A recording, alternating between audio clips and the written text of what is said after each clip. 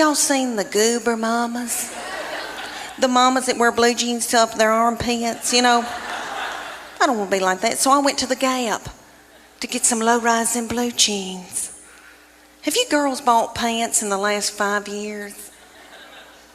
Oh my goodness, terrible. Okay. I went into the Gap, this beautiful, darling little 19-year-old heifer. Brought me in a pair of blue jeans to try on.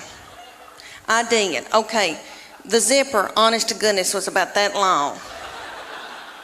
And they hit me about right here. And I said to her, I said, is my stomach supposed to be hanging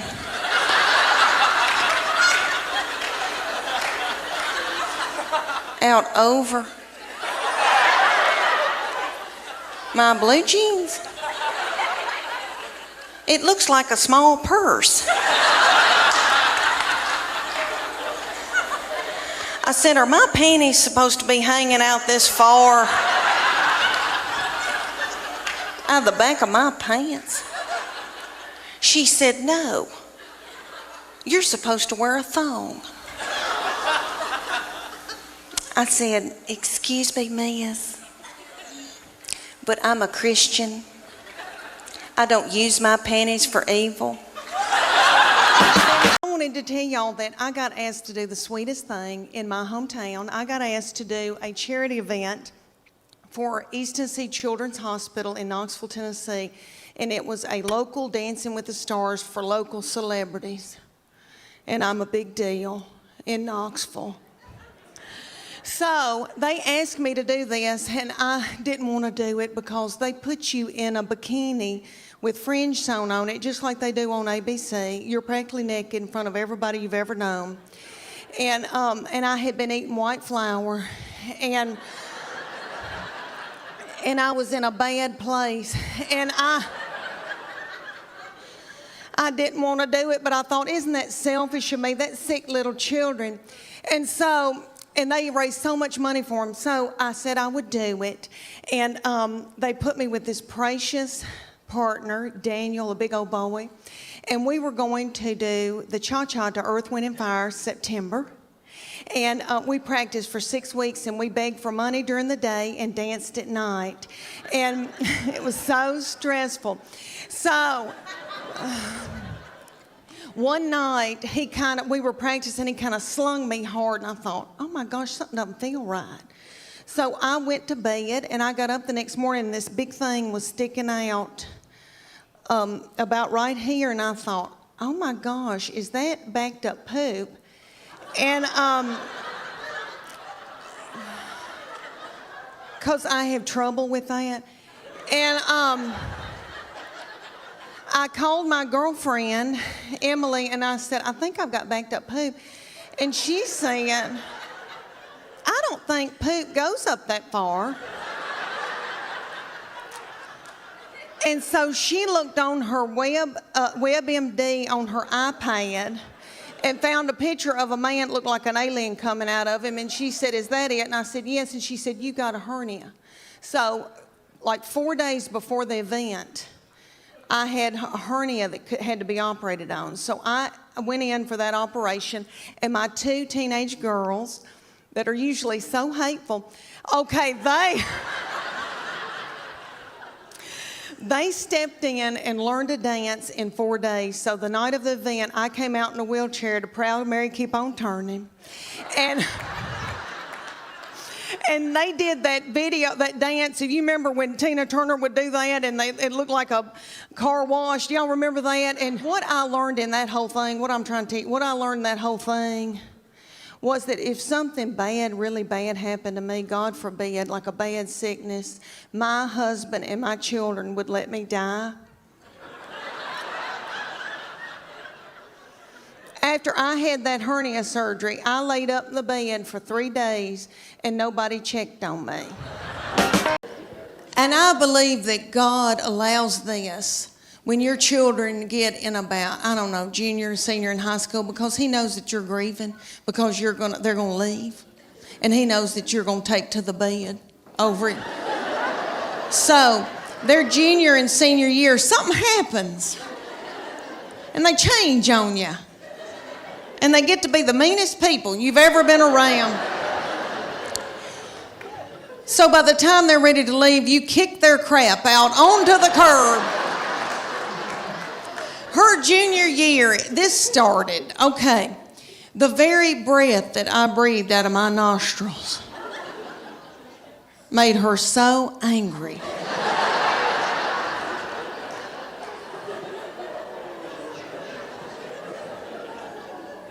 We were not allowed to eat cereal in our own home.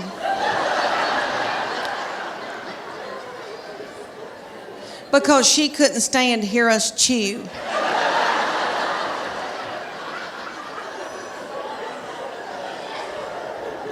And I don't mean to talk about her because she had a lot on her. She had a lot on her, like she had to empty the dishwasher. And that's a lot, you know. I'll give y'all an example. Okay, at the University of Tennessee in her sorority, these girls will come home, you know, and I'll cook for them and do, and I'm tickled. All right, well, they like Memphis, Nashville girls. Well, a little girl came home with her and spent 2 nights. So I washed that little thing's clothes, and all I said to this little girl was, Katie, you're so tiny. Your little underwear looks like a slingshot.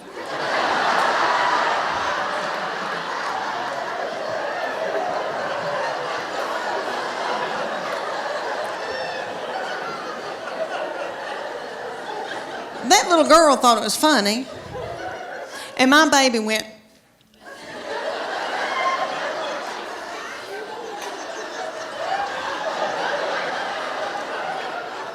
So I got out of there.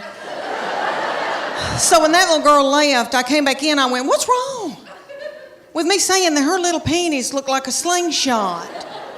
I wish somebody'd say my panties look like a slingshot.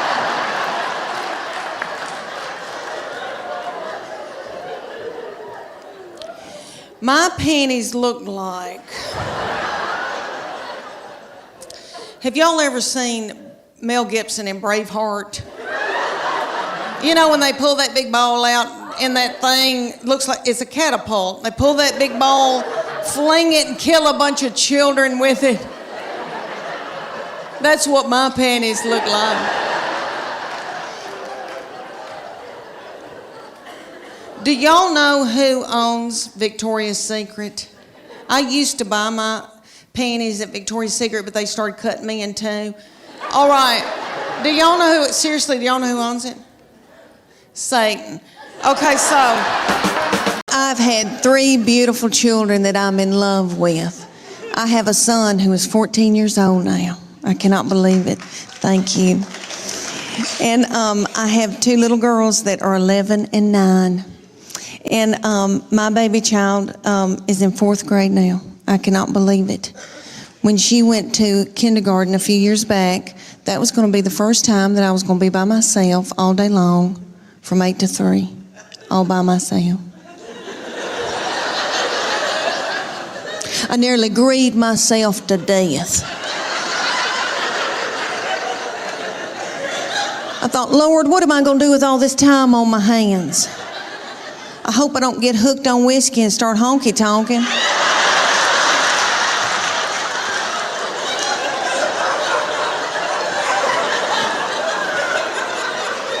About 3 weeks into kindergarten, I was like, it's your birthday, Now I ain't gonna get a pap smear without somebody sitting on my head.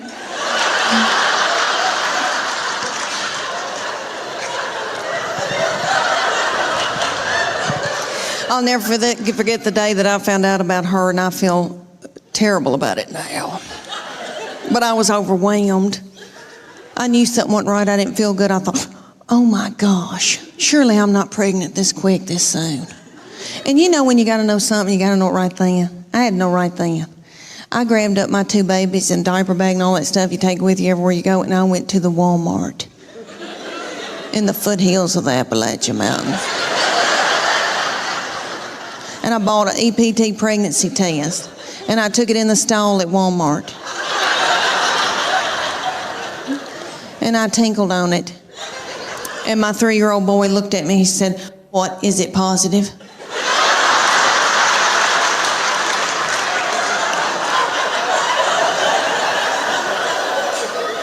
And it was. So I drove home just as fast as I could, and I called my husband at work. And I said, "You're trying to kill me, aren't you? With a slow vaginal death. Is that what you're trying to?" "Well, you're not going to. You better get home right now, because I'm going to walk out in the woods and let the animals eat me."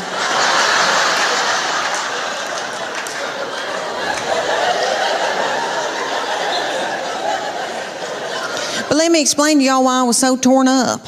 I had a 13-month-old baby girl in diapers and a 3-year-old little boy in Superman panties with doo-doo balls falling out.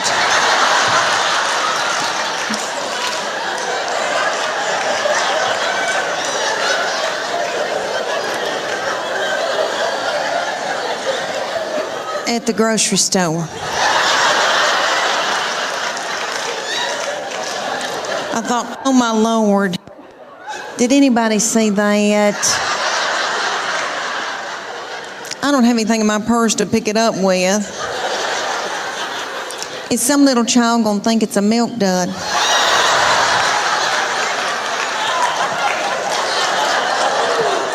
Let's just keep on moving, everybody. Just keep on moving.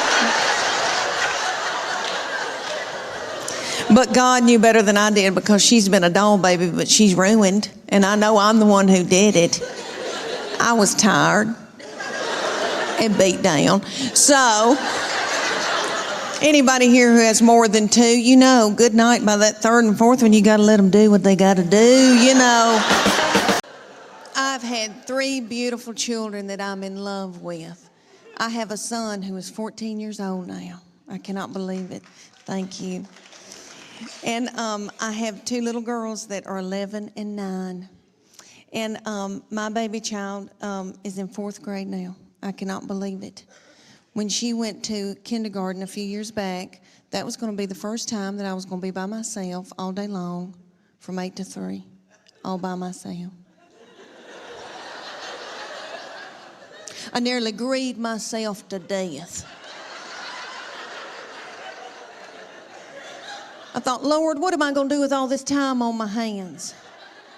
I hope I don't get hooked on whiskey and start honky-tonking.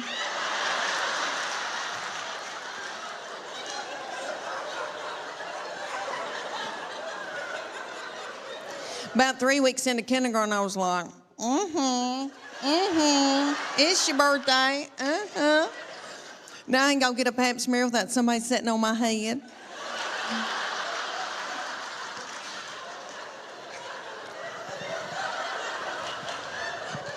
I'll never forget the day that I found out about her, and I feel terrible about it now. But I was overwhelmed. I knew something wasn't right. I didn't feel good. I thought, oh my gosh, surely I'm not pregnant this quick, this soon. And you know when you gotta know something, you gotta know it right then. I had no right then. I grabbed up my 2 babies and diaper bag and all that stuff you take with you everywhere you go, and I went to the Walmart in the foothills of the Appalachian Mountains. And I bought an EPT pregnancy test, and I took it in the stall at Walmart. And I tinkled on it. And my 3-year-old boy looked at me. He said, "What, is it positive?"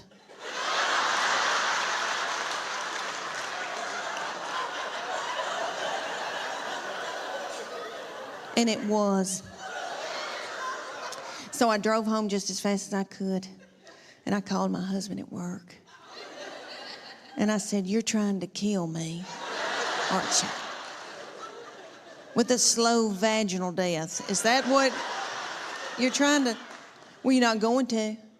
You better get home right now, because I'm going to walk out in the woods and let the animals eat me."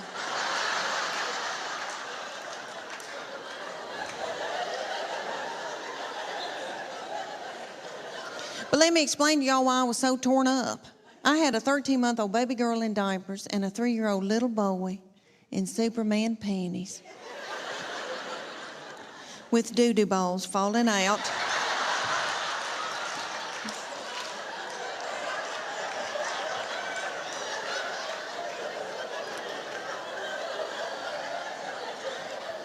at the grocery store. I thought, oh my Lord, did anybody see that? I don't have anything in my purse to pick it up with. Is some little child gonna think it's a milk dud?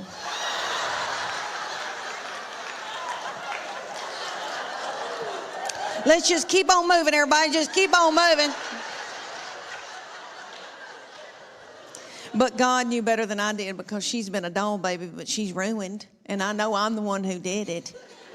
I was tired and beat down. So, anybody here who has more than two, you know, good night by that third and fourth one, you got to let them do what they got to do, you know. She still cries over anything. She cries because she knows she gets her way. I said, what's she crying about? She wants your toy. Well, just give it to her. I can't deal with it.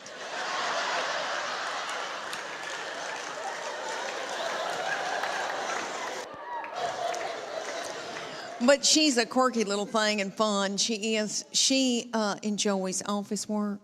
And for Santa Claus this past Christmas, she wanted a filing cabinet. And that's what she wanted. And she likes, you know, big tape dispensers and all that kind of stuff. And in our house, she has offices set up all over our house. And she's always talked to herself. And we like to sneak and watch her because she'll be doing office work. She has her little Barbie phone and cell phones and old cordless phones, and she'll be calling people up and chewing them out over the phone. She says, well, if you can't get this order in, I'm taking my business elsewhere. She says she wants to work for Geico when she gets older. For her 8th birthday, you know how mamas will call you and say, what's she into? What can I get her? And I said, well, she needs office supplies.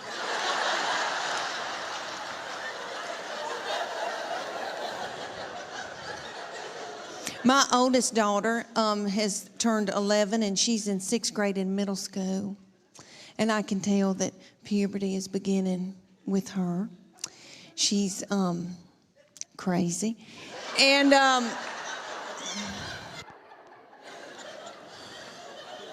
she's mean as a snake. And we're scared to death of her, but we just tiptoe around her. She cries a lot. She doesn't know why, and she tells us, I don't know why I'm crying. And we just try to get through it. But I'm telling you, she can run a household. She's a grown woman. She has been ever since she got here. So I said, you're going to have to come in here, baby. I said, your daddy's going to take care of y'all. I'm going to Nashville for like 3 days. She bust out crying. I said, what's wrong? She said, don't leave us with him. He doesn't know where the food is.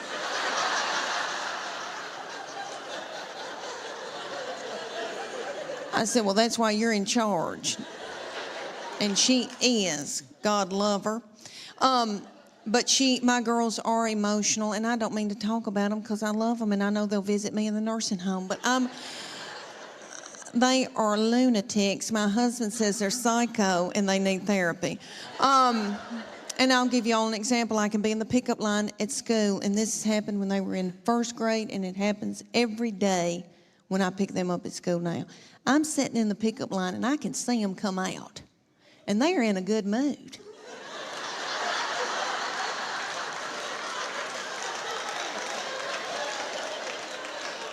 And they're goosing each other and giggling and doing and talking and having a good time. They're waving to the teachers and the principal. See you tomorrow. Okay. Then they come over to my vehicle. Get in. Shut the door. My 11-year-old take her backpack and sling it and hit me in the back of the head with it. Every day she says something like this. I'm starving to death. You don't have a piece of cheese in this car?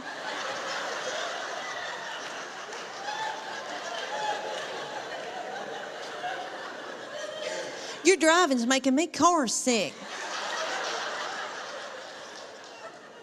I hate her. Why'd you have her? And then my baby will be sitting up there in a daze. She'll be going, Mama, Mama, Mama, Mama, mama, mama, mama. What? Mama, mama, mama. What? I'm listening. She asked me some of the craziest things. One day she said to me, "Did Jesus ever have head lice?"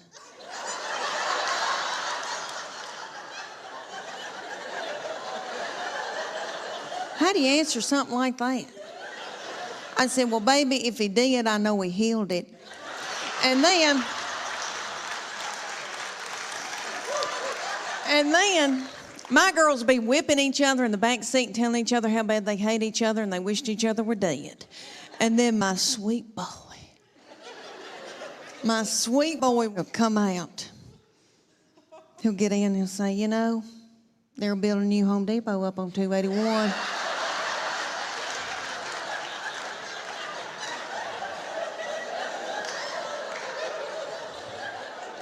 Just as happy-go-lucky. He's just like this. He's been like that all of his life. He's 14. He's never sassed me. I know people say it's coming. I'm telling you, I don't think it will. And I'm in love with him. My husband says I have an unhealthy obsession with him. Whatever. And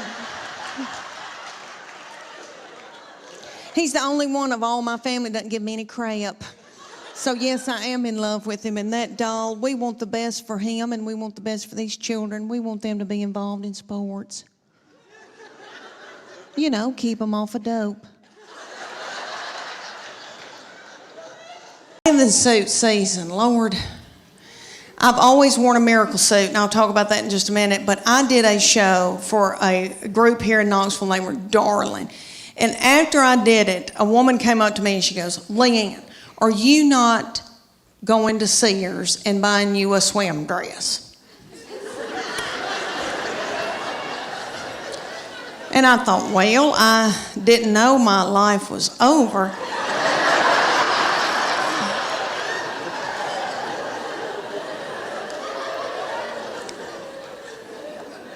So she said, "You need to go to Sears or order it online with Land's End. And it's a swim dress." She goes, "You're going to love it, I promise you." Okay, so I go to Sears at Westtown Mall. When's the last time any of y'all went to Sears at Westtown Mall? There's not a soul in the Westtown Mall Sears. They've got the lights on. There's nobody working. There's nobody there shopping. I swear I think they're running dope out of Sears.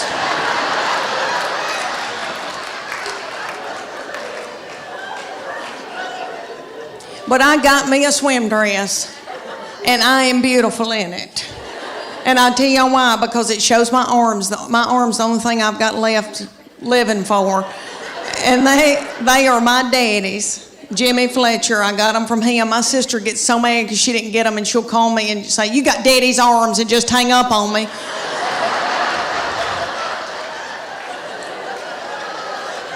But this swim dress, okay, it cinches up through here, so it's real flattering right there. And then it comes down and hides all this boogity-boo I got going on right here. And I am beautiful in it. I hate to say that. It kind of looks like Titanic, but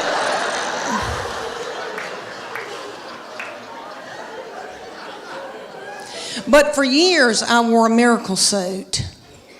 Okay, the miracle suit is in Dillard's and Bell, Macy's, are all over. And there'll be hundreds of them in a big area at a department store.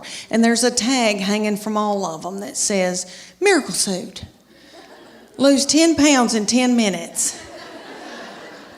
And you do, because you sweat yourself to death trying to get it on. Because the miracle suit has a girdle in it. They're one piece. So the girdle is right through here, so it smooths you out real pretty through here. You look really good because it squeezes your fat out in all the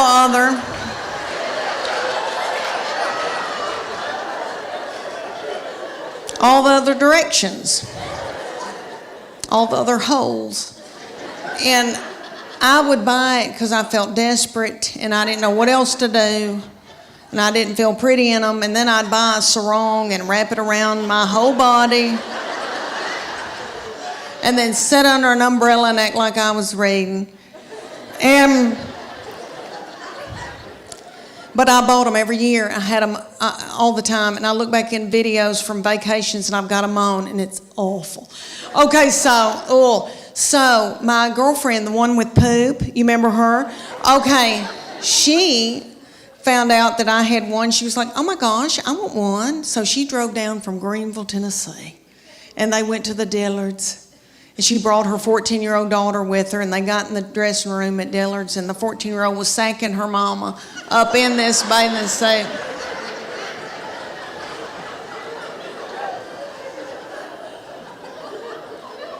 And her 14-year-old said, Mom, this is so gross.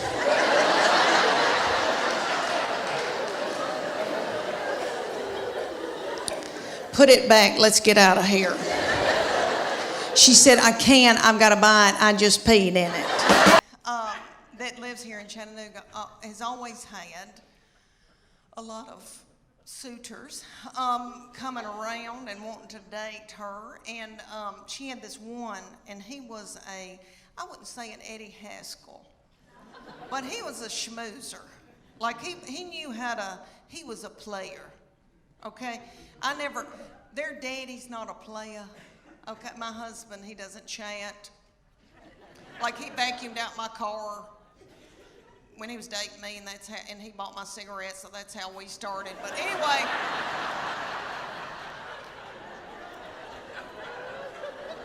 it was the 80s. But anyway, the young people call it playa, some fast-talking boy. She had this fast-talking boy coming around, and he would say to me things like, Miss Morgan, you look beautiful today. And I was like,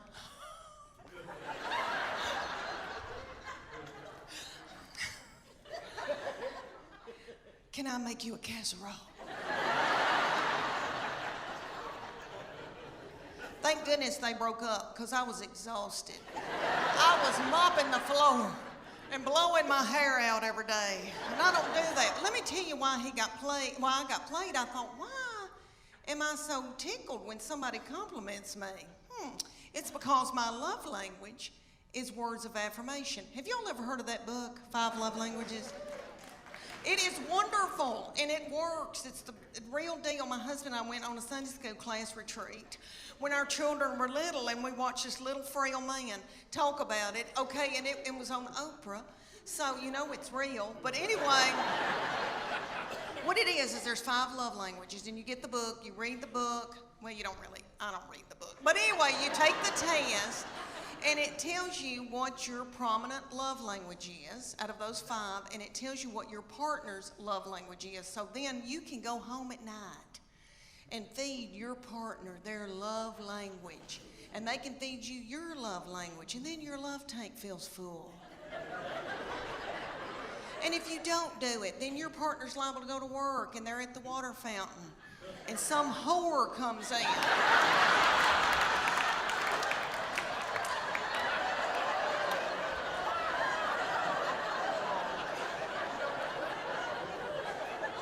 And feeds their love language. And then they feel a tingle. And then Satan swoops in. Y'all know where I'm going with that? It's a disaster. So, there's 5 love languages. There's quality time. You just can sit and watch ESPN with somebody, which I don't want to. But you just sit with somebody. Okay, then there's gifts. And you can just give them a card and they feel loved. It doesn't have to be something expensive. Okay, then there's physical touch. And most women in here will go, oh my gosh, that's my husband's.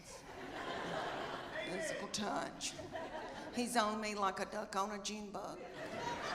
But it's not that kind of nasty. I'm talking about You know, like there's people that just want to hug you and kiss you and squeeze you and they got to hold your hand. That's the physical touch they're talking about. Okay, then there's words of affirmation. That's mine. So all my husband has to say is, Leanne, you are a good mama. Leanne, that Trisha Yearwood's chicken piccata is to die for. And then my love tank feels full, and then I'm willing to do something vulgar with him.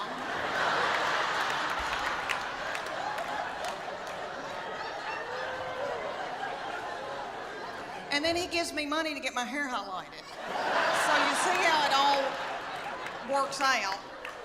So his love language, the fifth one, is acts of service. So I have to go and build a set of shelves in the garage for him to fill love. That doesn't make sense to me, but anyway, y'all need to get that book. Years ago, when it first came to Knoxville, I was traveling with Paula Deen. And she had these bodyguards that looked like movie stars. And I said, what do y'all do? And they said, CrossFit. And I said, well, I want to do it. Well, me and my friend, Church of God, Becky.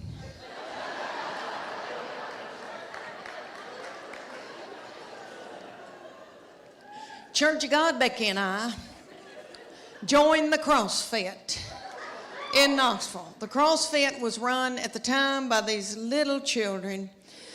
They were in their early 20s, and they were beautiful. And they looked like movie stars, and their little fannies looked like baseballs. And I wanted my fanny to look like a baseball. So I made Church of God Becky join, and she'll do whatever I say. So anyway, and I call her Church of God Becky because she was raised Church of God. So sweet, sheltered, like I have to explain things to her. Things like camel toe.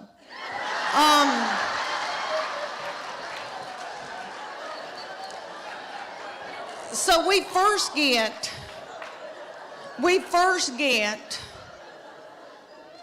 to the CrossFit. And if y'all don't know what CrossFit is, it's military moves like push-ups, pull-ups, burpees. I hate a burpee.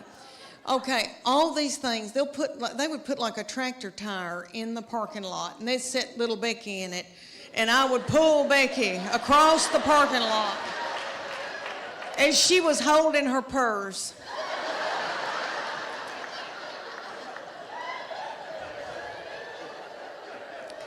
So I felt like a bad mama jamma, and I was so tickled and into it, and they came to us one day and they go, we want y'all to be in our contest. It's called a paleo contest, and it's going to be 10 weeks long. The men are going to be against each other and the women, and we're going to take your before and after picture, and whoever's body has changed the most at the end will win 3 months of free training.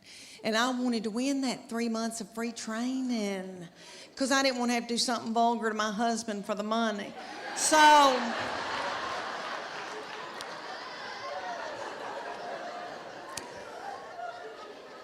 we're going along, and one day they just pop up and go, okay, it's picture day. We're like, what? And they said, okay, take your top off and leave your exercise bra on and your spandex, your yoga pant, and we're going to take your picture. Well, I didn't want those young boys to not ever want to marry and have children.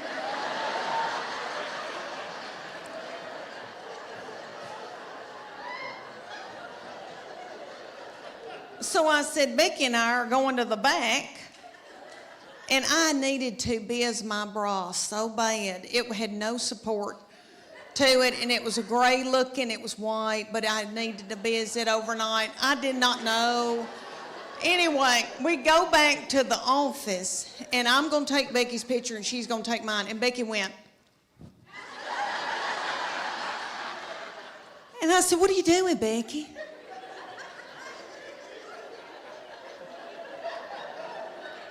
Do you want to win this thing? I want to win it. So I took my spandex and shoved it under my stomach and went.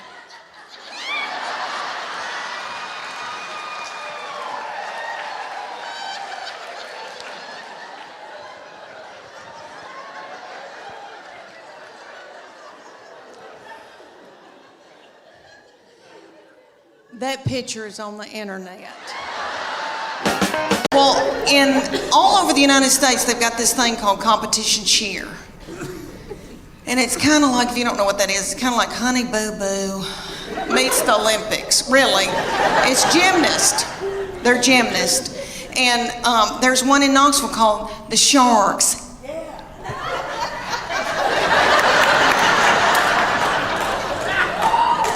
And they said, drop your baby off and she can try out to audition, whatever you want to call it. So I dropped her off and they ended up putting her on a bad Mama Jamma team because all the little children her age came up to hear on her. And somebody's got to throw them up in the air. So they were thrilled with her and they treated us like royalty. But anyway, they said, you're going to come in here twice a week, learn a 2-minute routine. It's going to cost you $150 a month. It's like, okay. They said, there's a uniform that you're going to order, and it comes to here. It's going to expose her stomach. She's going to have a tiny skirt on with a slit in it with a glitter panty underneath it. It's $300. I said, that's a whore outfit.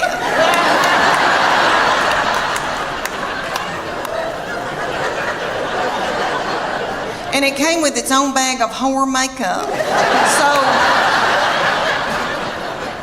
that all the little children could look alike. And they said, y'all are going to travel to faraway lands and compete against other little whore children.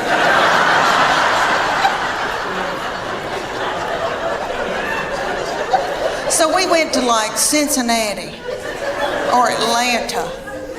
And we had to get hotel rooms and the gas and all of that. And then you drive up to a big coliseum, a huge coliseum. And there's tens of thousands of little whore children walking around. And my husband said, there could be pedophiles here. This is the ugliest thing I've ever, something's not right. Okay, so then they said, you're going to pay $150 for your baby to be in this competition. You're going to have to pay $30 to put a band on to get in and watch your baby in this competition. Somebody was selling corn dogs for $15. Okay.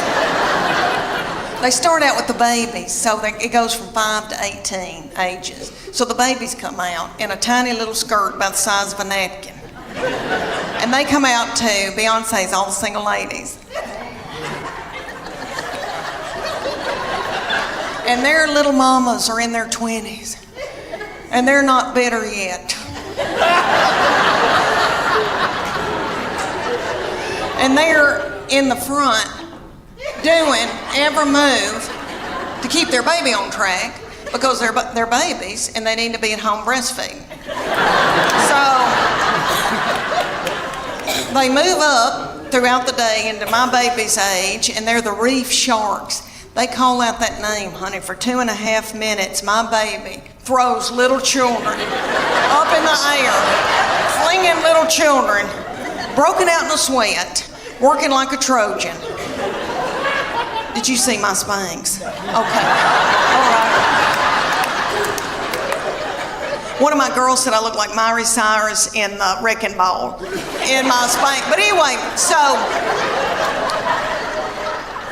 she throws these little children up. The little children she's throwing up in the air are the flyers. They call them the flyers. And they're freakishly tiny little children. I don't know where these people come from. Their mamas are freakishly tiny. I mean, I come from big people. I've got thick ankles. I can work in the fields. And the whole time she's throwing them up in the air, these little girls are going.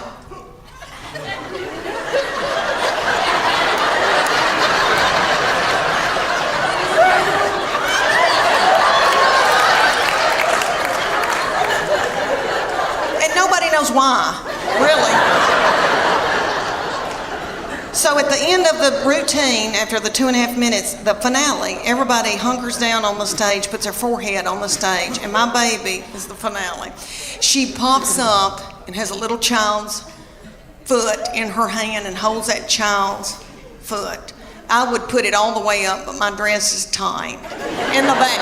But anyway, she holds this little child up over her head. Are y'all listening to me? I mean, it was a big deal.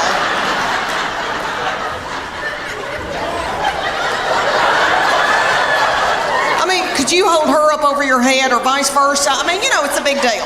So anyway, everybody went nuts. But she said, after it was over, she goes, I'm tired. I don't want to do this anymore. I'm going to go back to playing. She ended up playing volleyball the rest of her childhood. But she said, I'm keeping that whore outfit.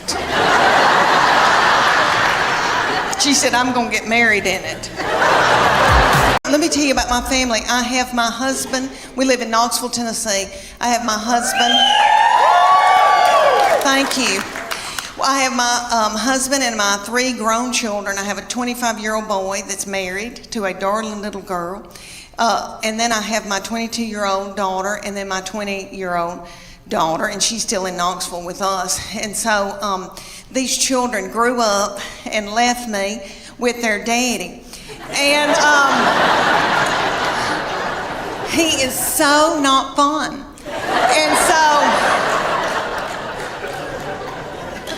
he doesn't chat. And so I'm just at home talking to myself. And we've got 2 beagles. And we miss these children so bad that we just sit and kiss them in the mouth. So I'm trying to adjust to just being with their daddy. And so I bought him tickets to go see Def Leppard and Journey.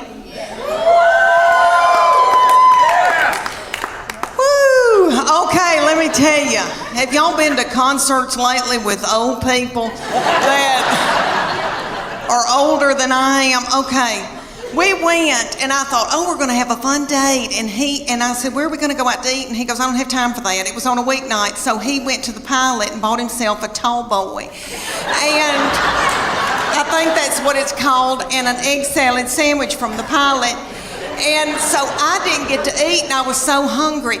And it dawned on me at a concert. When I was 20 and I'd go to a concert, I was at University of Tennessee, and so I'd go to Thompson Bowling. And I'd wear a crop top. And I didn't care about eating. I wasn't hungry. I was thinking what boys were going to be there, and I had on little bitty breeches. Because I still had a metabolism and my thyroid was acting right. Okay. So we go to Def Leppard and Journey, and everybody there is our age. And everybody's worried about the snack bar, first of all. And I was too. And I was so hungry, and I noticed that people had big Diet Cokes, like big buckets of Diet Coke, and were sucking on those big buckets of Diet Coke while the concert was going on. And every once in a while, somebody would stand up and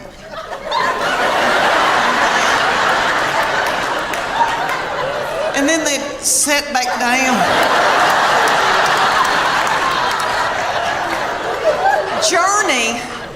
Journey has a little bitty feller from another country singing for them, and he's yummy. He looks like a little M&M. You could put him in your pocket. And you can tell he doesn't eat white flour and sugar. And he's singing and doing, he sounds like Steve Perry, but it's not the same. Steve Perry's my boo. So it was like we were going to a tribute concert. But anyway, everybody in the band, besides this little fella, everybody had eaten white flour and sugar, probably had done dope and drank terrible things, and everybody looked sick. And the bass player looked like somebody I had bought my jewelry from for years. And they were just barely a-going. And then Def Leppard came out, and it was that lead singer, I think, has got thyroid issues. His hair was just thin and didn't have a lux to it, and then I noticed he had little bitty tiny legs and a little pot belly stomach. But he sang "Put Some Sugar on It," which I hate that mess. I am a Earth, Wind, and Fire R&B gal, and I love my Journey, but I was like, this isn't my thing. And my husband every once in a while would go, and then just sit down, because he loves it. But anyway, this little man with the tiny little legs and the thinning hair, and then he had this little bump right here, and I could tell that's a hernia. He's got a hernia.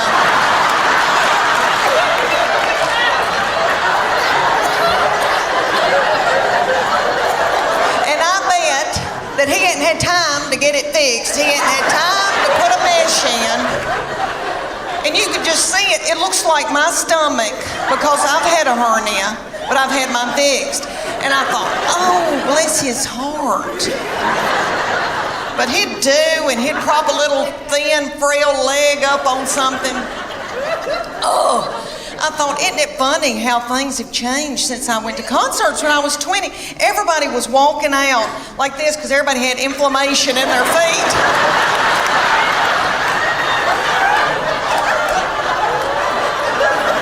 Trying to get to their car. And it was like 10 o'clock. I thought, what are we doing out here? What are we doing? We gotta get home. We gotta get in the bed. In Knoxville, okay, years ago, we wanted all these children to play sports, you know, to keep them off of dope. And so they played all this stuff, all of them did, and my baby, my husband's 6'4", I'm 5'8", we breed big kids. So she, in elementary school, was like 5'5", 5'6".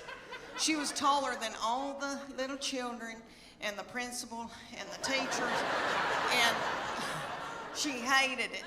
But the good news is she's very athletic, very strong. So all over East Tennessee, people would call me and say, can she be the goalkeeper for our soccer team? I'll get her an iPhone. Yeah. Can she play basketball for us? She never played basketball. And you know, y'all, I lived through her.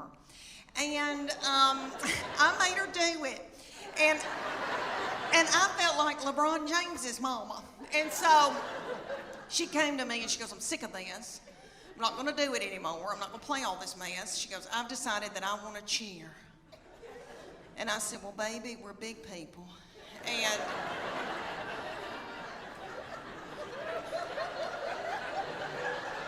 I said, we don't tumble, but I'll figure something out.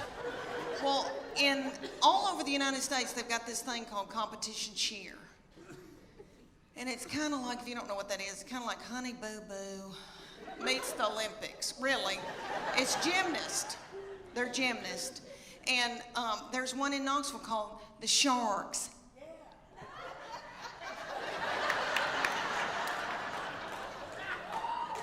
And they said, drop your baby off and she can try out to audition, whatever you want to call it. So I dropped her off and they ended up putting her on a bad mamma jamma team because all the little children her age came up to hear on her.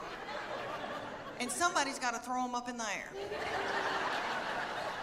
So they were thrilled with her and they treated us like royalty. But anyway, they said, you're going to come in here twice a week, learn a 2-minute routine. It's going to cost you $150 a month. It's like, okay. They said, there's a uniform that you're going to order, and it comes to here. It's going to expose her stomach. She's going to have a tiny skirt on with a slit in it with a glitter panty underneath it. It's $300. I said, that's a whore outfit.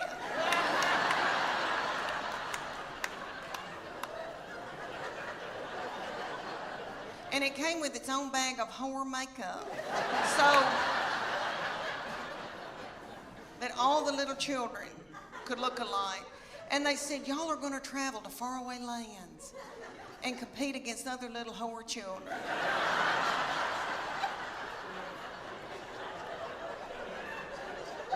So we went to like Cincinnati or Atlanta. And we had to get hotel rooms and the gas and all of that. And then you drive up to a big coliseum, a huge coliseum.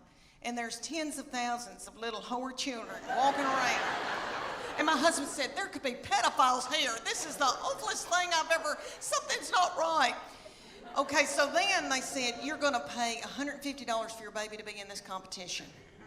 You're gonna have to pay $30 to put a band on to get in and watch your baby in this competition. Somebody was selling corn dogs for $15. Okay. They start out with the babies, so it goes from 5 to 18 ages. So the babies come out in a tiny little skirt about the size of a napkin. And they come out to Beyonce's All the Single Ladies. and their little mamas are in their 20s, and they're not bitter yet. And they're in the front doing every move to keep their baby on track because they're babies and they need to be at home breastfeeding. So they move up throughout the day into my baby's age, and they're the reef sharks. They call out that name, honey, for 2.5 minutes. My baby throws little children up in the air, flinging little children, broken out in a sweat, working like a Trojan. Did you see my Spanx? Okay, all right. One of my girls said I look like Miley Cyrus in the Wrecking Ball in my Spanx. But anyway, so she throws his little children up. And the little children she's throwing up in the air are the flyers. They call them the flyers. And they're freakishly tiny little children. I don't know where these people come from. Their mamas are freakishly tiny. I mean, I come from big people. I've got thick ankles. I can work in the fields. And the whole time she's throwing them in there, these little girls are going.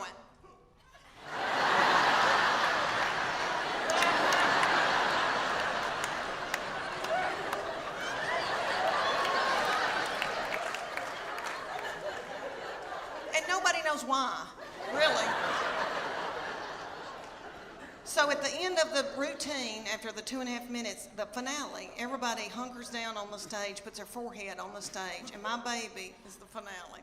She pops up and has a little child's foot in her hand and holds that child's foot. I would put it all the way up, but my dress is tight in the back. But anyway, she holds this little child up over her head.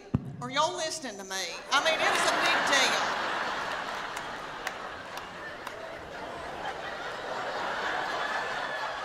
I mean, could you hold her up over your head or vice versa? I mean, you know, it's a big deal.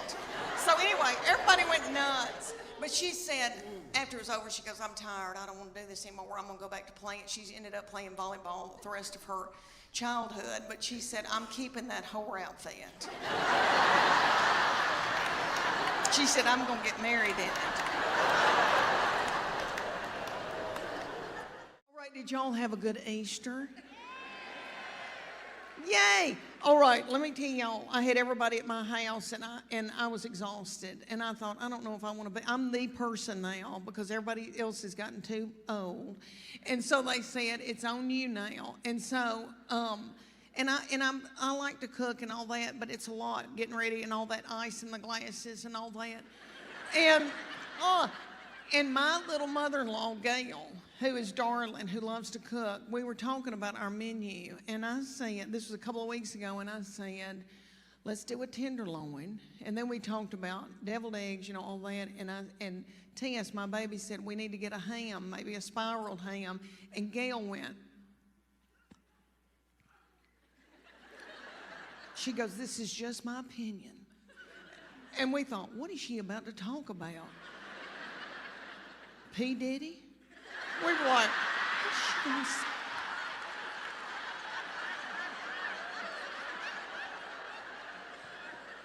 she goes, it's just my opinion, but I think a ham that has not been spiraled tastes better.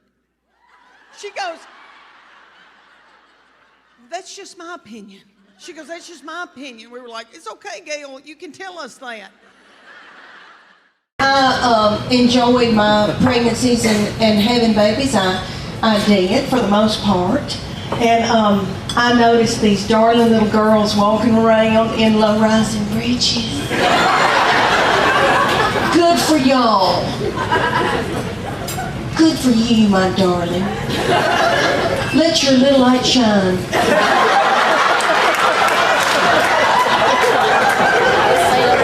As long as you can, my angel, do not hide it under a bush. What? Don't be nasty. Nobody's thinking anything nasty. And when I see these darling little girls, and I love it when they come to see the show because I'm so tickled to get to share with them what their future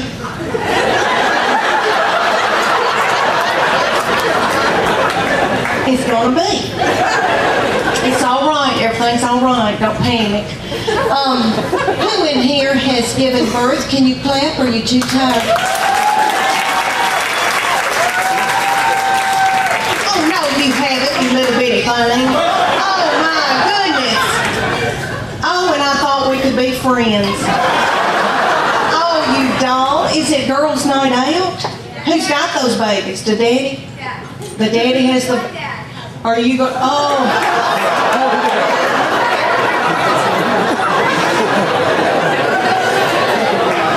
Oh, what are you going to have to do?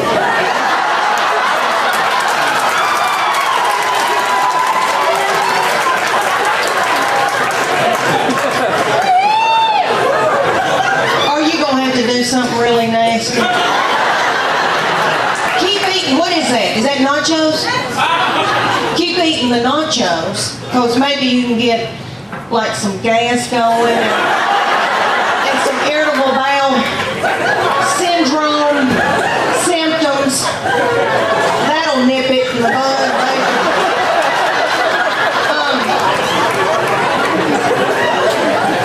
These darling little girls, we're going to share with the ones who haven't had the little babies. The ones who have, they know what I'm talking about. These precious, good-looking men here tonight have witnessed this. The daddies in here. Okay, there is a uniform that you're going to wear day in and day out when you're home having your little children. Gray sweatpants, extra large.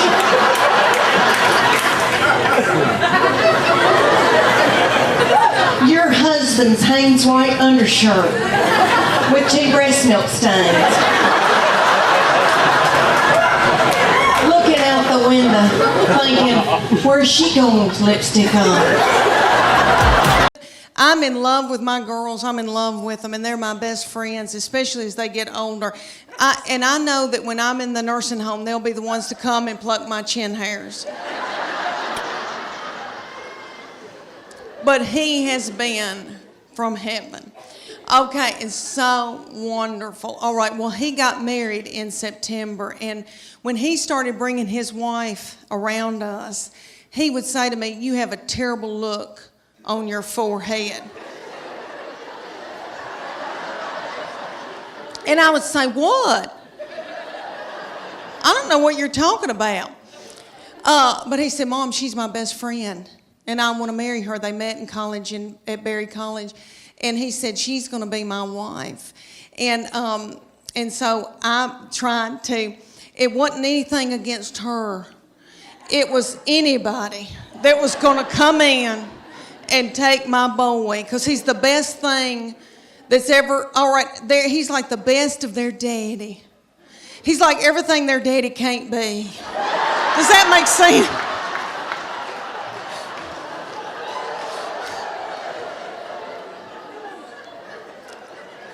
So right before the wedding, he said, "Mom, she is my immediate family now. You're my extended. I'm supposed to cleave to my wife. That's biblical." And I said, "Why did I show him the Bible?"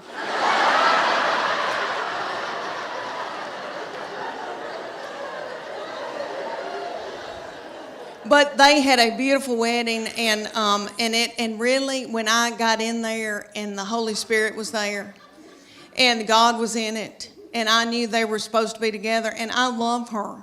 I mean, I love her. She's like another daughter to me now. And but I was freaked out. But everything is okay now. And then I got to thinking, how psycho am I that I want to keep him forever and have him live in the basement and be a weirdo? You know, that's twisted. So I was able to let him go.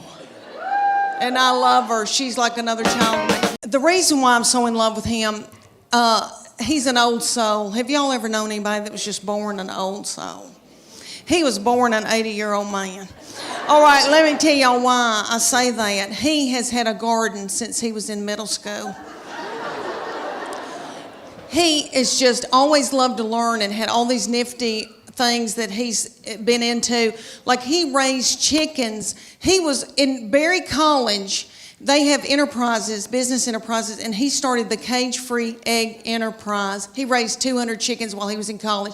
Do y'all want to know what I was doing at the University of Tennessee in the 80s? I mean, let's just get it out of the way. Have I made out with anybody in here? Anybody?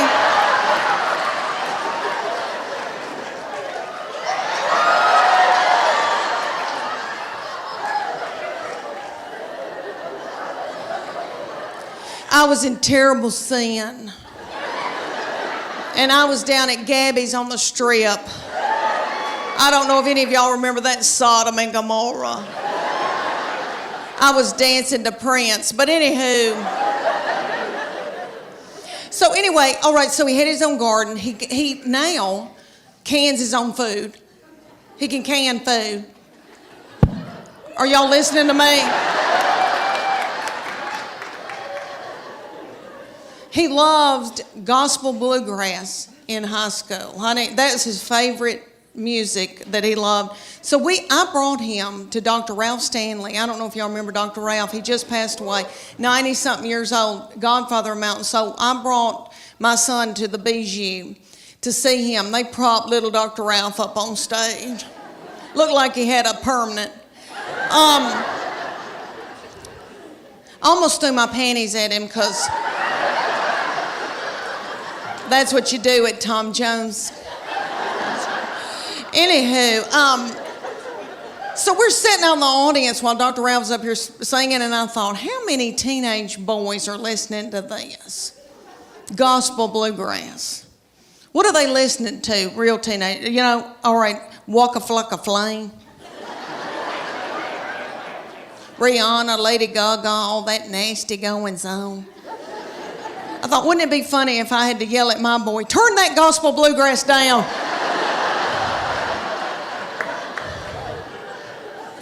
You're out of control. If I hear, I saw the light one more time. Y'all know what I heard on today's show. Do y'all know who Donnie Deutsch is? That name's hard to say, Deutsch. The big idea, Donnie Deutsch, he's some big advertising guy that's done like Nike. I don't know what all he's done, but anyway, nice looking man. He was on the Today Show with Matt Lauer and all them. They were talking about Valentine's, and they said that men really don't care about Valentine's Day. That women, it's more for women, and that you need to buy your wife and girlfriend, nifty things on Valentine's Day. And they said, what do men want? And he said, men want a woman to do nasty, vulgar things to them. And he said, do a surprise, like dress up in something, an outfit, like a nursing outfit or a French maid. And I thought to myself, Lord, if I've got on a French maid outfit, I know Chuck, he'd say, Leanne, get some spick and span. We're going to fix these baseboards that you hadn't washed the whole time we've lived here. I'm going to dust them, and then I want you to go over them with spick and span. And then just after I had ruined my back, after a day of doing the baseboard, then he would come up to me and try to mount me, I guess is what people say. Is that nasty? I'm sorry. I don't mean that. I'm sorry. I don't mean that. Well, that's biblical. I'm married. Let me tell y'all about her. I have treated her different from all the other ones, honey, because, all right, everything that she'd do, like she'd start crying when she's a baby, because babies, the third, fourth, and fifth, they cry, and you just let them. And I'd be like, what's she crying about? She wants your toy? Well, just give it to her.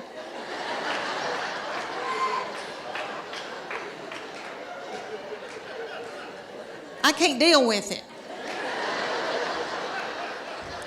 I remember saying one time, you want those knives to play with? Okay. What? Okay.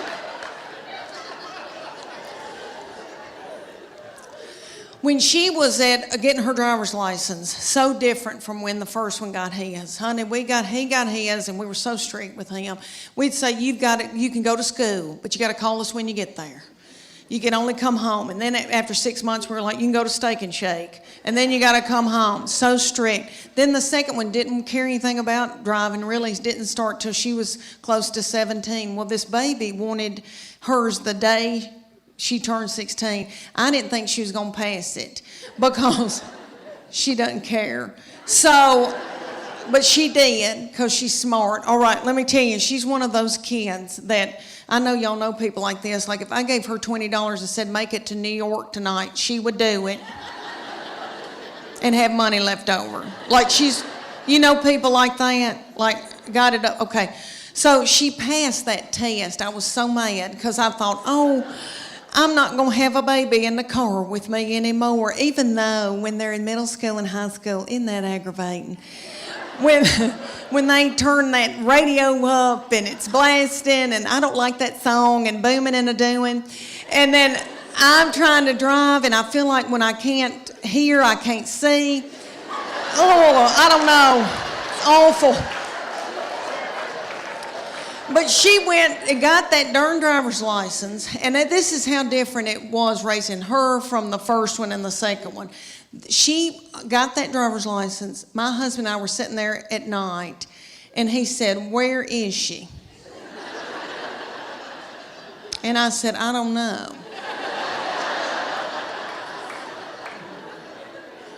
And he said, does she have any money?